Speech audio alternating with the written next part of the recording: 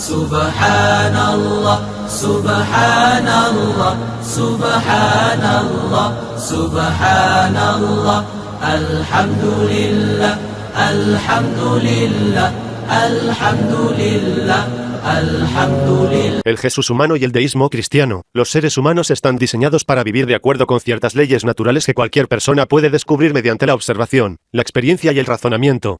La violación de estas leyes naturales es destructiva para la vida. Vivir en armonía con estas leyes mejora la vida de un individuo y contribuye al establecimiento de una sociedad humana pacífica y próspera.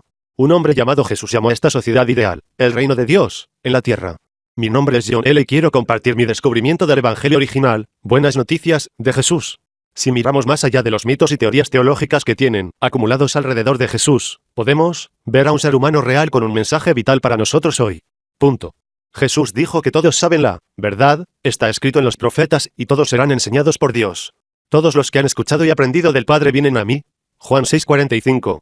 Jesús también dijo, mi enseñanza no es mía, sino de aquel que me envió. Si la voluntad de cualquier hombre es hacer la voluntad de Dios, Él sabrá si la enseñanza es de Dios o si estoy hablando bajo mi propia autoridad.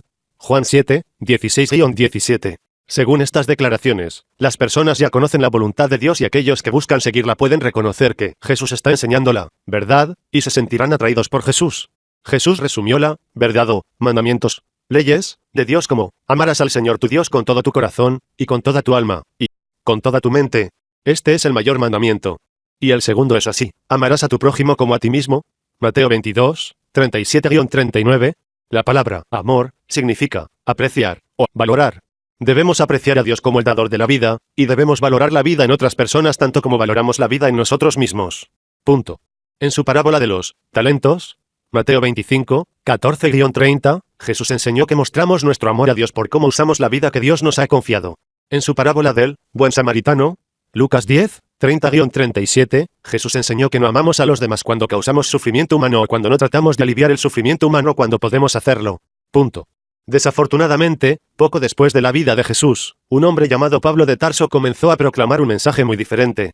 Pablo nunca afirmó haber visto o escuchado a Jesús durante la vida de Jesús, pero afirmó que Jesús se le apareció más tarde a Pablo en algún tipo de visión después de la muerte de Jesús. Pablo comenzó a predicar que Jesús estaba en la forma de Dios. Pero se vació, tomando la forma de un sirviente, naciendo a semejanza de los hombres. Y al encontrarse en forma humana, se humilló y se hizo obediente hasta la muerte, incluso la muerte de la cruz. Filipenses 2:6-7. Pablo vio la crucifixión de Jesús como un sacrificio a Dios para expiar los pecados de la humanidad. Pablo escribió, pero Dios muestra su amor por nosotros en que siendo aún pecadores, Cristo, Jesús, murió por nosotros. ¿Cómo? Por lo tanto, ahora estamos justificados por su sangre, mucho más seremos salvos de la ira de Dios. Romanos 5:8-9. Según Jesús, Dios nos perdona si nos arrepentimos de nuestros pecados y somos dispuestos a perdonar a otros que pecan contra nosotros, pero Pablo enseñó que Jesús tuvo que morir como sacrificio humano para obtener el perdón de Dios y salvarnos de la ira de Dios. La enseñanza de Pablo, o Evangelio, era muy diferente de la de Jesús Evangelio. Pablo afirmó que su Evangelio fue revelado directamente a Pablo por Jesús después de la muerte de Jesús. Pablo escribió, porque quiero que sepan, hermanos, que el Evangelio que yo predice no es el Evangelio del hombre. Porque no lo recibí del hombre, ni me lo enseñaron, sino que vino a través de una revelación de Jesucristo. Gálatas 1:11-12. Está claro que Pablo reemplazó la religión natural de Jesús con la llamada religión revelada. En todas sus cartas encontradas en el Nuevo Testamento, Pablo nunca cita las enseñanzas de Jesús. El Evangelio de Jesús llamando a las personas a arrepentirse de sus fallas para amar y perdonarse mutuamente, fue reemplazado por el Evangelio de sacrificio de sangre de Pablo para apaciguar a un Dios enojado. Una serie de concilios de la Iglesia en el siglo IV agravó los errores de Pablo al hacer a Jesús igual a Dios e institucionalizar la teoría sustitutoria de la expiación de Pablo. Hermano John, nota del editor. Este artículo se basa en extractos del artículo original que es mucho más largo. Se puede acceder al artículo original y otros artículos relacionados del autor en onr.com, una voz de Ucrania. Buen día. Te escribo desde Lviv, Ucrania. Estoy muy agradecido por recibir de usted, Kurán. Después de leer tales temas de su página web sobre Jesús y la corrupción de la Biblia, en primer lugar me decepcionó, pero después de pensar en eso recibo reconocimiento, no hay ninguna contradicción entre el punto de vista de Jesús y su mensaje y lo que encontré en Kurán. Jesús siempre se refirió a sí mismo como una expresión, hijo del hombre.